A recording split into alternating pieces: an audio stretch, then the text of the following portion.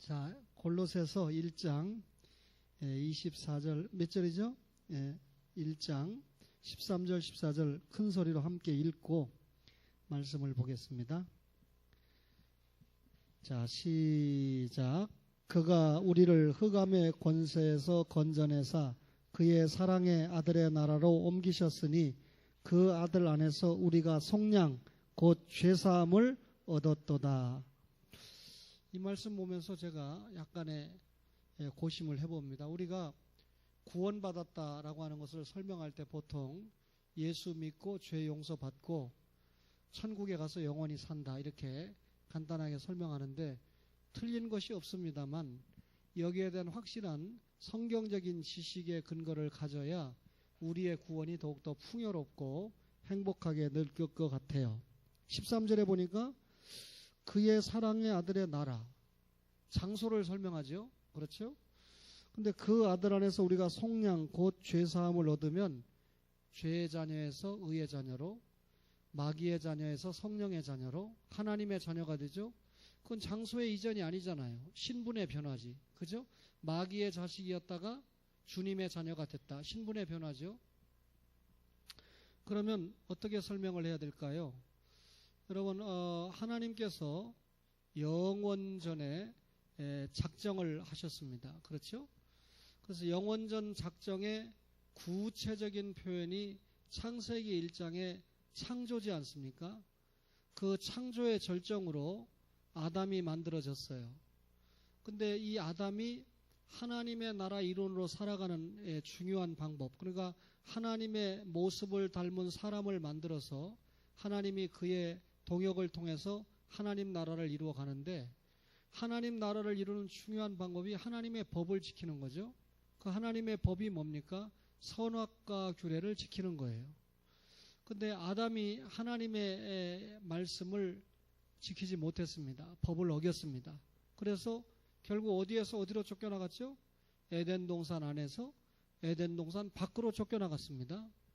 에덴 동산 밖으로 쫓겨나갔을 때 하나님께서 영원전 선택을 시행해야 되니까 아담 이후의 택자를 구원시키는 방법으로 여자의 후손을 약속했어요. 그러면 결국 구원받지 못한, 그러니까 에덴 동산에서 바깥으로 추방을 받았다. 죄의 결과지 않습니까? 죄의 싹은 사망인데, 사망을 뭘로 표현했습니까? 장소의 이전입니다. 말하자면 에덴에서 에덴 동산 밖으로 추방을 당했죠. 그러면 아담이 구원을 받으려고 하면 어떻게 됩니까? 다시 에덴 동산으로 들어와야 돼요. 에덴 동산으로 들어오는 유일한 비결이 뭡니까? 여자의 후손인 예수님을 믿는 거예요. 예수님을 믿어야 불순종한 죄 용서를 받고 다시 하나님의 나라인 에덴 동산에 들어와서 하나님의 일을 감당할 수 있게 되는 것이죠. 그런데 여러분, 노아 시대에 가보니까 이 아담 이후에 셋의 후손들이 이 메시아를 대망하고, 다시 말하면 메시아 예수님을 대망하고, 그리고 메시아 예수님을 기다리면서 그분을 기다리는 것에 합당한 믿음의 삶을 살아야 되거든요. 그렇죠?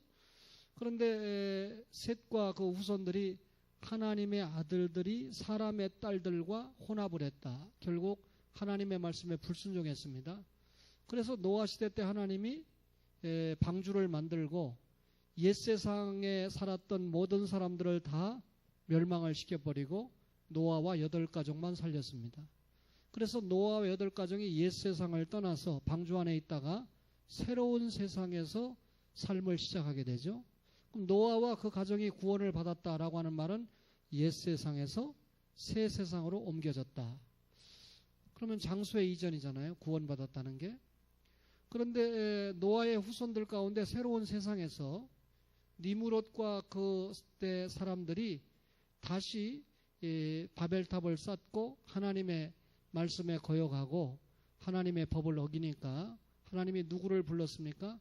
아브라함을 불러서 이제는 전 보편적인 인류가 아니라 이스라엘이라는 나라와 민족을 만들어서 하나님 나라를 확장시키는 계획으로 변경됩니다. 그죠?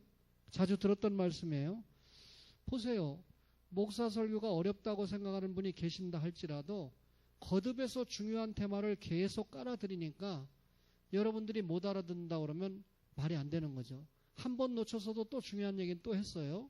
그러면 오늘은 또 관점이 달라지잖아요. 그러면 아브라함이 구원받았다는 게 뭡니까? 갈대아 우르를 떠나서 가나안으로 들어간 게 구원이에요. 장소의 이전이죠. 그렇죠? 그러면서 하나님께서 아브라함에게 허락한 가나안 땅에서 이스라엘 백성들이 계속 머물러 있어야 되는데 아브라함이 하나님 앞에 언약을 받을 때 씨를 준다고 그러니까 아멘 해놓고는 가나안 땅을 준다고 그러니까 영원히 이 땅을 너희에게 주겠다 말씀을 하니까 그걸 어떻게 믿습니까? 했다가 네 후손들이 이방에 가서 객이되어 400년 동안 살다가 4대 만에 큰 재물을 가지고 나온다 그랬어요. 하나님의 말씀은 그대로 전개가 되니까 그래서 결국 이 아브라함이 가나안 땅에 들어갔는데 아브라함의 아들인 이삭은 가나안 땅에서 요지부동으로 살았어요. 그런데 아브라함의 손자인 야곱이 결국은 70명을 데리고 어디로 갈 수밖에 없었습니까? 애굽으로 갈 수밖에 없었어요. 근데 이 애굽에서 영원히 살면 하나님의 약속이 틀려지는 거죠. 몇 대 만에 나와야 돼요? 4대 만에 나와야 됩니다. 4대 만에 나오게 하는데 일단 이방 나라인 애굽에 가서 하나님이 원하시는 민족으로 성장하도록 하기 위해서는 보호 자치가 필요했어요. 그래서 하나님이 형님들에게 팔리기 위해서 누가 먼저 가 있었습니까? 요셉이 먼저 가서 총리가 돼 있었다는 거죠. 그래서 그가 애굽을 살렸을 뿐만 아니라 자기 민족인 선민도 살리지 않았습니까? 그러나 결국 하나님께서 때가 되매 준비했던 모세를 통해서 이스라엘 백성들이 애굽에서 떠나게 했습니다. 애굽에서 떠난 목적이 뭡니까? 간단하게 말하면 가나안 땅에 가기 위해서 떠난 거 아닙니까? 근데 애굽에서 떠날 때의 절차가 뭐였죠? 6월절 어린 양의 피가 발리운 집만 심판이 넘어갔어요. 6월절 어린 양이 예수님을 얘기하죠. 예수님의 보혈을 믿은 자만 구원을 받았다라고 하는 뜻이 되죠. 그러면 예수의 보혈을 믿고 결국은 구원받았다는 걸 뭘로 설명했습니까? 애굽을 떠나서 가나안 땅으로 가는 것이 구원이에요. 그죠? 그러면 구원이 뭡니까? 결국 장소의 이전으로 설명이 되고 있죠. 구약 성경에서는 구원을 이렇게 철저하게 장소의 이전으로 설명을 하고 있습니다. 그런데 여러분 젖과 꿀이 흐르는 가나안 땅에 가기까지 40년이라는 광야 생활을 저들이 거치지 않습니까?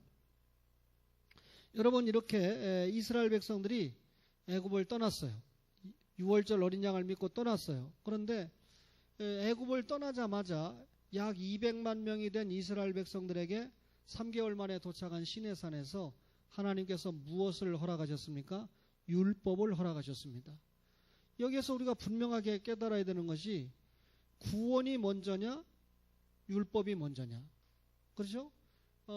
구원을 먼저 받은 이스라엘 백성들에게 하나님이 율법을 줬습니다. 그러니까 예수 믿게 해서 하나님의 자녀가 되게 한 다음에 법을 딱 던져주면서 이 법대로 살아라. 이렇게 된 거죠.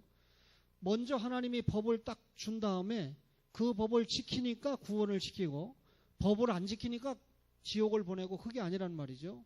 그러니까 누구든지 율법을 지켜서 구원받는 것이 아니라 하나님의 은혜로 6월절 어린 양 예수님이 믿어져서 구원을 받은 겁니다. 근데 나중에 알고 보니까 예수님이 믿어진 것이 내 능력이나 내 공로로 믿어진 것이 아니고 절대적으로 하나님의 은혜로 예수님이 믿어진 것이기 때문에 그래서 우리가 하나님 앞에 꼼짝 못하는 거예요. 너무 하나님의 은혜에 감사해서 시간을 들여도 안 아깝고 물질을 들여도 안 아깝고 내 젊음을 그분에게 다 바쳐도 아깝지 않은 것이 우리의 신앙으로 자리를 잡는 거죠. 그래 하나님이 율법을 주셨습니다. 그러면 이제 이 하나님의 법을 가지고 하나님이 허락하신 가나안 땅에 가서 이제 구원이 장소의 이전이니까 가나안 땅에 가서 하나님의 뜻에 맞게끔 새로운 문화, 새로운 국가, 새로운 사회, 새로운 경제, 새로운 윤리를 세워서 하나님의 나라를 이루어 가야 됩니다. 여러분 로마에 가면 무슨 법을 지켜야 되죠? 로마 법을 지켜야 됩니다. 하나님 나라에 가면 뭘 지켜야 됩니까? 하나님 나라의 법을 지켜야 됩니다. 이제는 이스라엘 백성들이 구원받기 전에는 애굽의 법을 지켜야 됐지만 구원을 받았으니까 하나님 나라의 법을 지켜야 돼요. 이스라엘 백성들을 통해서 이스라엘이라는 하나님 나라를 만들어서 저들을 제사장 나라 삼아서 하나님 나라를 확장시키는 것이 하나님의 뜻이기 때문에 저들이 하나님의 나라를 확장시키기 위해서 철저하게 무슨 법을 지켜야 됩니까? 하나님의 법을 지켜야 됩니다. 그러면 여러분, 우리가 하나님의 자녀가 됐다. 예수 믿고 구원받아서 마귀의 자녀가 아니라 하나님의 자녀가 됐다. 신분의 변화잖아요. 근데 이런 신분의 변화 이면에는 반드시 무슨 원인이 있습니까? 장소를 이전시키는 원인이 있다는 거예요. 그럼 여러분과 제가 예수 믿고 구원받았다는 것을 두 가지로 표현할 수 있어요. 하나는 장소가 이전됐다. 세상 나라에서 하나님 나라로 들어왔다. 두 번째는 마귀의 자녀에서 하나님의 자녀 하나로 신분을 바꾸었다. 그렇게 두 가지 의미를 우리가 분명하게 이해를 할 수가 있습니다. 근데 여러분, 장소의 이전으로 설명된 이스라엘의 구원을 생각해 보세요. 저들이 북쪽 이스라엘과, 그러니까 다윗과 사울과 다윗과 솔로몬 때는 가나안 땅에 살다가 결국은 솔로몬 이후에 저들이 말씀에 불순종하면서 솔로몬이 우상숭배에 빠지면서 남쪽 유다와 북쪽 이스라엘로 갈라졌죠. 민족이 갈라는졌지만 아직도 동일하게 가나안 땅에 살고 있어요. 북쪽은 사마리아를 중심으로, 남쪽은 예루살렘을 중심으로 살고 있지 않습니까? 그러나 가나안 땅에 살고만 있었지 로마에 가면 로마법 지켜야 되지, 가나안 땅에 살려면 누구 법을 지켜야 됩니까? 하나님의 법을 지켜야 되는데 북쪽 이스라엘은 전혀 하나님의 법을 지키지 않습니다. 우상 숭배합니다. 불순종합니다. 망했죠. 하나님의 법 지키지 않으면 망한다고 했으니까. 근데 남쪽 유다가 북쪽 이스라엘이 망하는 걸 보고 정신 차려야 되는데 여전히 정신 못 차리니까 145년 뒤에, 35년 뒤에 남쪽 유다도 바벨론에 의해서 망했습니다. 참고로 북쪽 이스라엘을 망하게 한 나라가 아수르, 지금 주로 시리아예요. 지금 시리아 세계 아주 골치 아픈 나라가 된 거 여러분 잘 아시죠?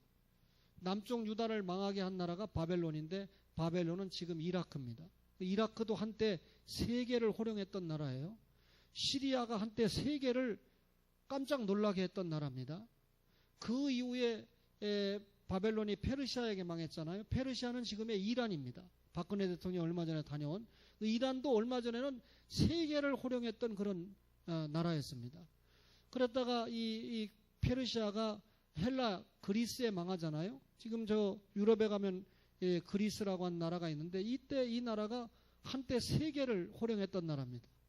그 이후에 여러분 로마가 세계를 흔들 때 예수님이 오셨는데 로마가 세계를 흔든 건 뭐 세계사적인 사건이잖아요. 근데 그 로마가 주로 지금 이탈리아라고 하는 나라 아니에요? 이 나라도 한때 세계를 흔들었던 나라니까 지금 이 성경, 애굽은 이제 지금 이집트죠. 이집트, 시리아, 그 다음에 이라크, 그 다음에 이란, 그리스, 그 다음에 이탈리아, 이 사람들이 자기네 민족들이 대단하다고 하는 자부심을 가지고 있지만 성경적으로 볼 때는 선민을 대적했던 나라들이에요. 그죠? 하나님께서 선민을 연단시키기 위해서 용광로로 잠시 잠깐 썼다가 버린 국가들이죠. 그렇죠? 그래서 그런지 지금 이 성경에 나왔던 이집트부터 이탈리아까지 다 좀 어렵게 가고 있는 모습들이 보입니다. 그중에 지금 시리아 같은 나라나 이라크 같은 나라는 아주 극빈국으로 점점 떨어지고 있는 그런 혼란을 겪고 있죠. 설교의 초점은 그게 아니고 북쪽 이스라엘이나 남쪽 유다가 하나님의 말씀에 불순종하면 하나님이 어떻게 한다고 그랬습니까? 심판한다고 그랬어요. 저주를 내린다고 그랬어요. 그래서 이스라엘도 망했고 약속대로 남쪽 유다도 망했습니다. 그러면 이스라엘이라는 나라를 통해서 하나님 나라를 확장시킨다고 하신 하나님이 망하게 하면 어떻게 하는 겁니까 또? 그런데 이들이 망해야 결국 누가 오십니까? 예수님이 오신다고 예언한 거예요. 그러니까 이들의 멸망을 설명하면서 선지자들이 누가 오신다? 예수님이 오신다.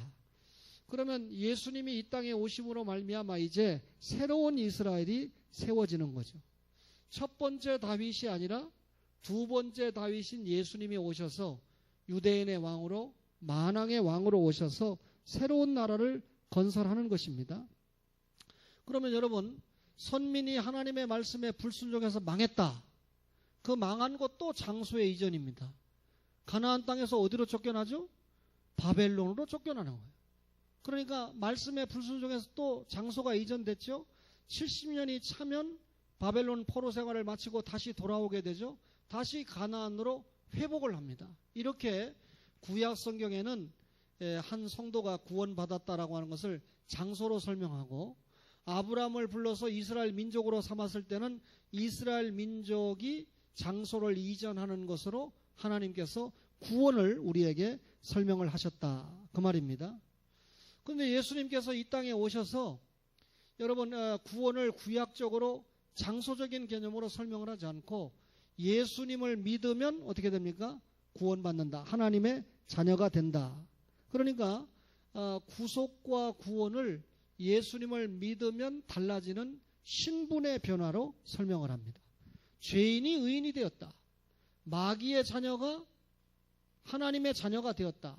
성령의 자녀가 되었다. 그죠? 여러분, 멸망의 자식이 의의 자식이 되었다. 이건 장소의 개념이 아니고 철저하게 신분의 변화를 통해서, 사탄의 자녀일 때는 구원 못 받았는데 성령의 자녀가 된 건 구원 받았다는 말이잖아요. 세상의 자식이었을 때는 구원 못 받았는데 주님의 자녀라고 설명을 할 때는 신분상 변화가 와서 구원 받았다는 말 아닙니까? 따라서 여러분과 제가 오늘 이 시간에 정확하게 우리의 구원이라고 하는 제목의 설교를 이해할 때, 우리의 구원을 설명할 때 분명하게 두 가지, 장소적인 변화 이전 개념과 신분의 변화 개념을 가지고 설명할 수 있어야 된다, 그 말입니다. 여러분, 예를 들면 예수님이 이 땅에 오셔서 공생애를 시작하실 때 첫 번째로 절파한 게 뭐라습니까? 때가 찼고 하나님 나라가 가까웠으니 회개하고 복음을 믿으라. 예수님이 뭐가 가까웠다고 설명합니까? 하나님의 나라가 가까웠다. 이게 신분입니까? 장소입니까? 하나님의 나라에 예수 믿고 구원받은 사람 하나님 나라 들어간다는 거 아닙니까? 하나님 나라는 장소 개념이에요. 마태복음 13장의 공생의 중기에도 천국 비유를 통해서 하나님 나라를 설명을 했습니다. 마태복음 24장과 25장에도 공생의 말기에도 예수님의 재림에 빗대어서 하나님 나라를 장소로 설명했습니다. 예수님이 승천하시기 전에 내가 뭘 예비하러 간다고 그랬습니까? 거처, 장소를 예비하러 간다. 천국이라고 하는 장소를 예비하러 간다라고 하는 장소를 우리에게 분명하게 설명을 하셨습니다. 예수님이 재림을 하시는 건 뭡니까? 하늘 보좌에서 내려오셔서 우리를 데리고 어디로 가시는 겁니까? 다시 하늘이라고 하는, 천국이라고 하는 곳으로 우리를 이전시키는 것이 구원이지 않습니까? 그러니까 철저하게 예수 믿는 사람은 장소의 이전과 신분의 변화를 구원으로 설명할 수 있어야 되는데, 근데 이제 중요한 것은 구약의 하나님 나라는 눈에 보입니다. 그죠? 이스라엘이라는 나라가 하나님 나라니까. 근데 신약의 하나님 나라는 오늘 골로새서 1장에 읽은 대로 그가 우리를 흑암의 권세에서 건져내사 그의 사랑의 아들의 나라로 옮기셨으니, 그 나라가 지금 우리 눈에 보여요, 안 보여요? 이스라엘이라는 나라는 눈에 분명하게 보이고 지역적인 경계가 분명히 가나안 땅에 있는 나라지만, 신약의 나라는 피상적이 우리 눈에 안 보입니다. 아들의 나라가. 그런데도 분명하게 우리가 예수 믿고 천국 간다 이렇게 얘기하는데, 죽어서 천국 가는, 예수님이 재림해서 완전하게 가는 그 천국 말고, 여러분 하나님 나라의 현재적인 나라를 우리가 강조해야 된다는 거죠. 다시 말하면 예수 믿고 똑같이 대한민국에 사는 것 같지만 예수 믿고 우리는 어디로 옮겨졌습니까? 이미 하나님의 나라로 옮겨졌습니다. 세상에 살고 있는 것 같지만 구원받은 하나님의 자녀로 살고 있습니다. 그러면 여러분, 이 세상에 살면서 우리가 이 세상에서 뭘 확장시켜야 됩니까? 눈에 보이지 않는 하나님의 나라를 확장시켜 가야 됩니다. 그게 우리가 제사장의 사명을 감당하는 거 아니겠습니까? 그러니까 구원받은 여러분과 저가 신분적으로 예수 믿고 구원받았으니까 이 세상에서 그리스도의 향기를 바라면서 하나님의 나라를 확장시키다가 때가 되면 개인적으로 부름을 받고, 그럼 영원히 천국 가잖아요. 육신은 땅에 묻혔다가 뭐 화장하라든 어떻게 됐든 땅에 묻혔다가 예수님이 재림하시면 우리의 영혼과 육신이 다시는 썩지 않고 다시는 병들지 않고 다시는 죽지 않는 영생체를 입고 하나님이 예비하신 저 천국에 가서 영원히 예수님을 왕으로 모시고 왕노릇 세세토록 왕노릇 하면서 산다는 것이 우리 기독교가 말하는 구원관 아닙니까? 그러면 여러분과 저가 예수 믿고 구원받았어요. 무슨 변화가 왔죠? 신분의 변화가 왔습니다. 신분의 변화가 왔을 때 에덴 동산 밖에서 에덴 동산으로 들어간다는 말은 그곳에서 하나님 나라 일을 해야 되잖아요. 가나안 애굽에서 나와서 가나안 땅에 들어갔다면 그 가나안 땅에서 하나님의 법을 지키며 하나님의 일을 해야 되잖아요. 여러분과 저가 구원받았기 때문에 구원받기 전에는 말씀이 뭔지 몰라요. 하나님의 법이 뭔지 몰라요. 근데 신분상으로 변화가 와서 구원받았으니까 이제는 철저하게 뭘 지켜야 됩니까? 하나님의 법을 지켜야 됩니다. 그렇죠?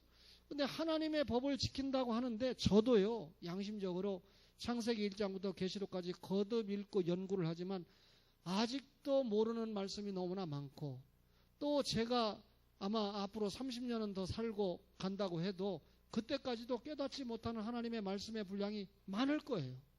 그런데 한국교회 성도들이 예수님 믿으면 구원받는다, 또 잘 된다, 번영신학 혹은 기복신학적인 입장에서 평생 가방을 들고 교회 왔다 갔다 하니까 하나님의 말씀에 대해서 10년, 20년, 30년을 교회 다녀도 잘 모르는 거예요. 혹시 글씨를 못 읽는다고 해도 목사를 만나서 계속 말씀을 듣다 보면, 지금 제가 중요한 테마는 반복을 해드린다고 그랬잖아요. 말씀을 들으면서 어느 순간에 성령님이 만지면 탁 깨달아지게 돼 있거든요. 근데 아예 말씀을 전하지도 않고 말씀을 들으려고 하지도 않을 때 아무리 오랫동안 교회를 다녔다고 해도 말씀을 깨달을 수가 없는 거죠. 그러면 여러분, 신구약에 있어서 주로 구약에는 구원을 장소의 이전을 가지고 설명을 하고, 신약에서는 주로 또 신약과 신학에서는 구원이라고 하는 것을 신분의 변화로 설명을 하지만, 여러분과 저는 동시에 우리가 받은 구원이라는 게 뭘로 이해를 해야 된다?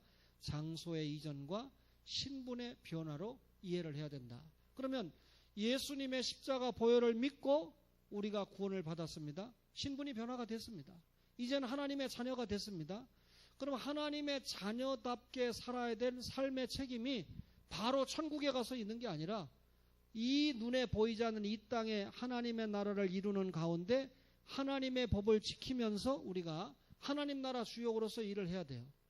여러분, 구원받지 않은 사람이 여기 와서 설교한다면 여러분 그 설교 들어줄 수 있습니까? 또 여러분, 구원받지 않은 사람이 와서 초원교회 재정이나 초원교회 와서 봉사를 할 수 있습니까?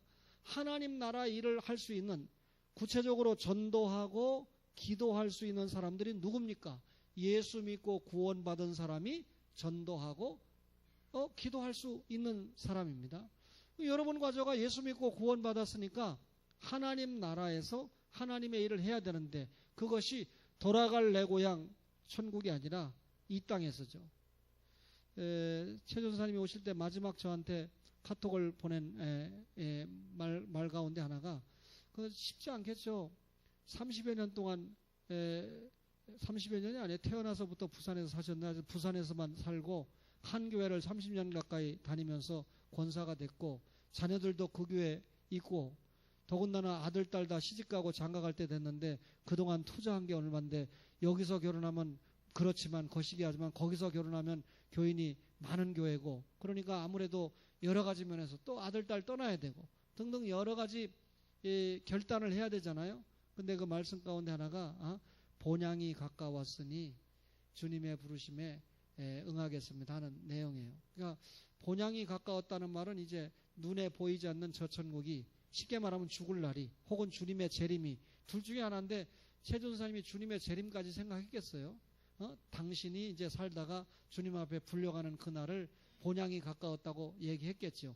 물론 주님이 오실 수 있습니다. 내일이라도 오실 수 있는 거, 지금이라도 오실 수 있는 거니까 모르는 이야기지만 감정이 그렇다고 말해요. 제가 본향이 가까웠다 이렇게 얘기할 때 저가 주님 앞에 불려갈 때가 가까웠다, 그런 표현이잖아요. 그러니까 불려가기 전에 이 세상에 하나님이 허락하신 나라, 이미 구원받았으니까, 구원받은 우리가 무엇을 확장시킬 사명이 있습니까? 하나님의 나라를 확장시킬 사명이 있어요. 그 하나님의 나라를 확장시키는 일에 여러분과 저가 사명을 감당하는 것이 귀한 거죠. 그래서 바울이 자신의 생명보다 귀한 것이 뭐라고요?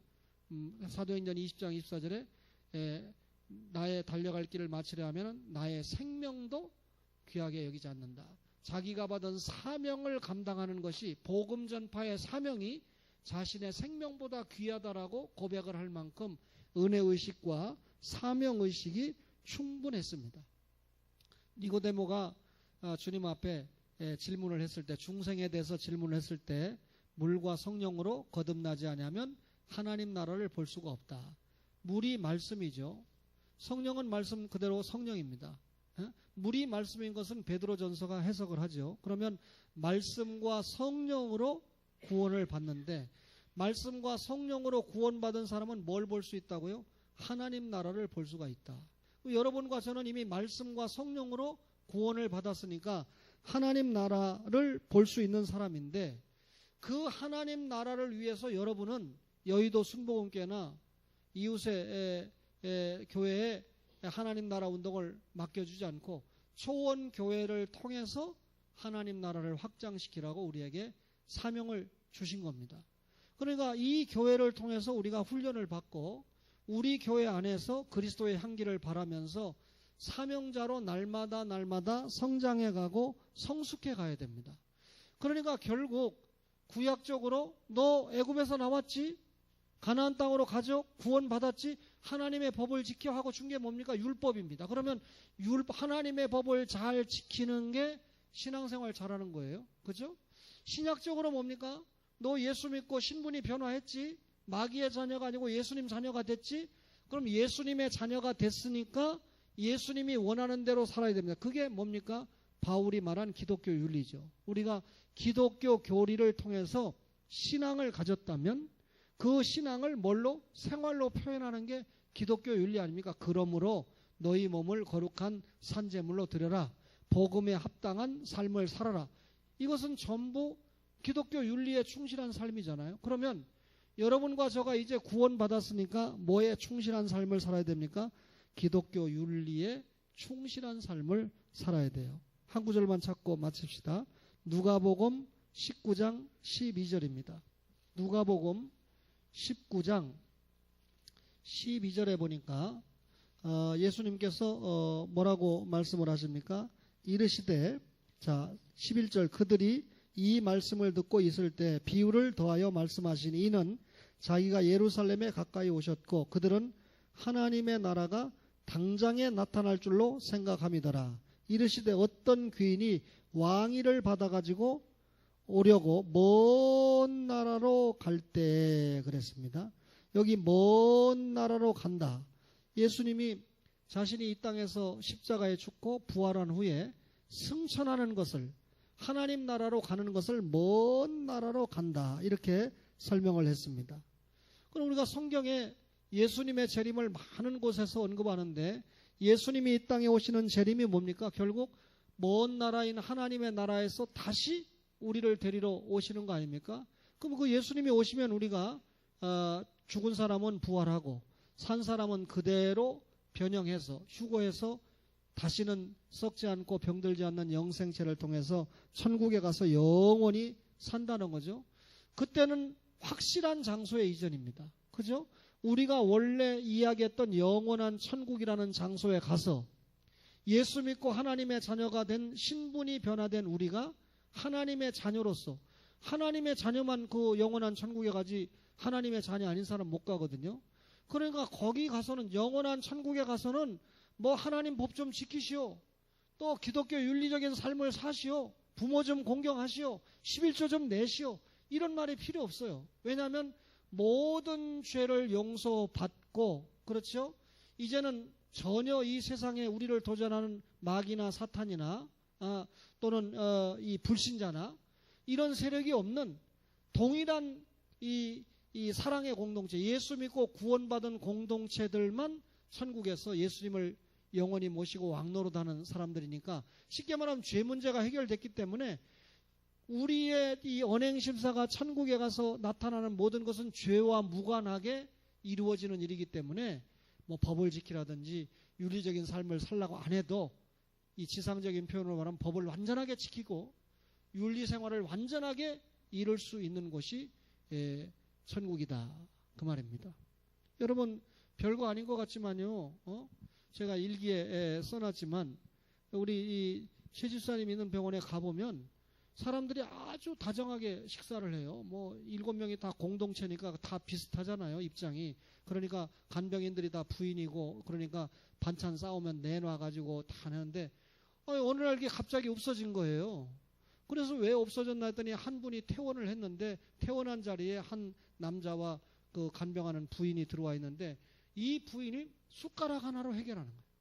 숟가락 하나만 가지고 된장국도 먹고 숟가락 하나 가지고 김치도 퍼먹고 숟가락 하나 가지고 오뎅도 퍼먹고 그러니까 상대방들이 이거 위생적으로 볼 때 이거 상식적으로 대단히 지금 기분이 나쁜 거예요.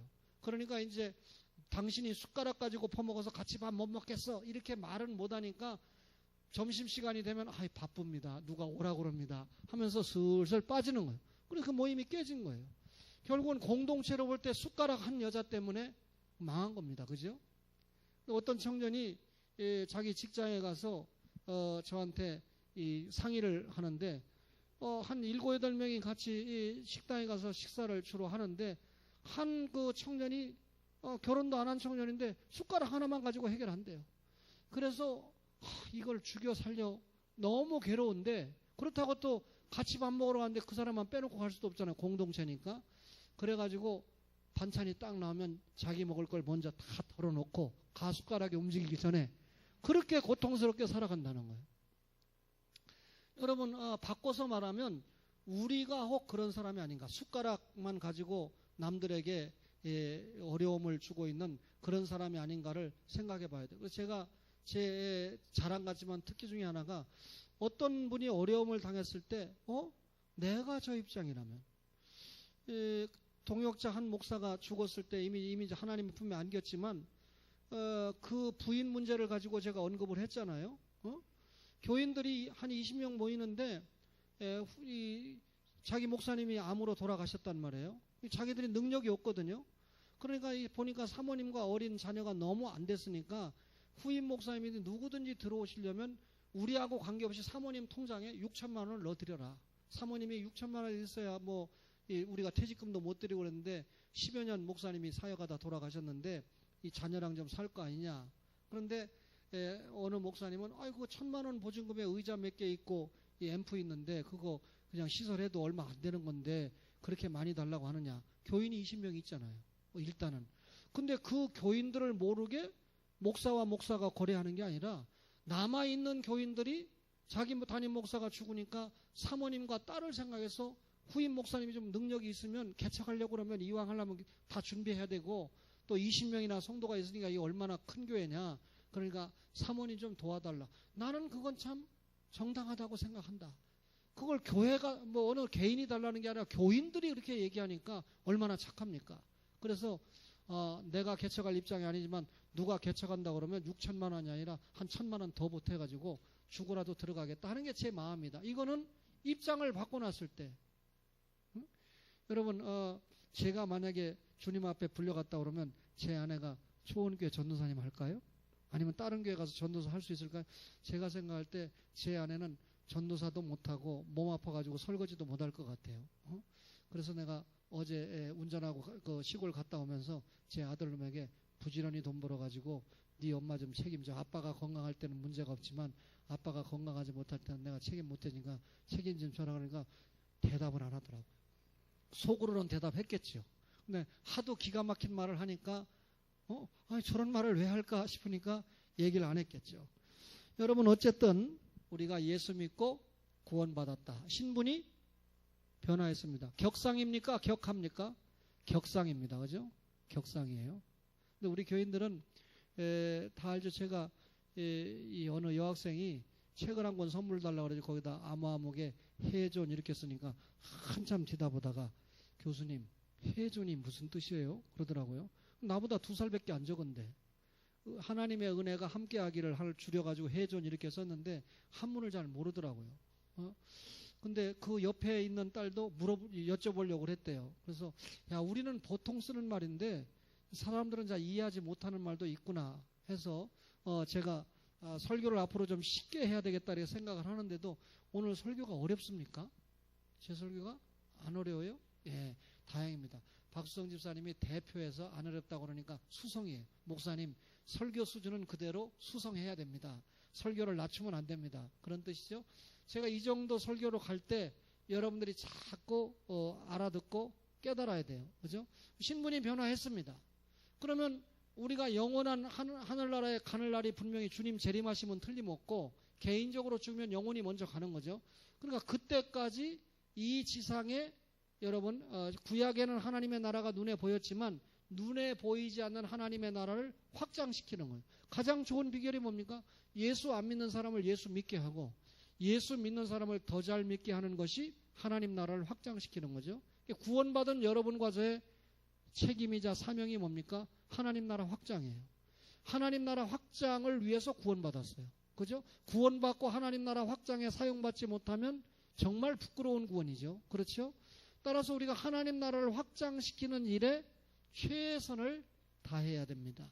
구원받은 여러분과 저가 기도하고 전도하는 일에 최선을 다하는 그런 은혜가 있기를 주의 이름으로 축원합니다.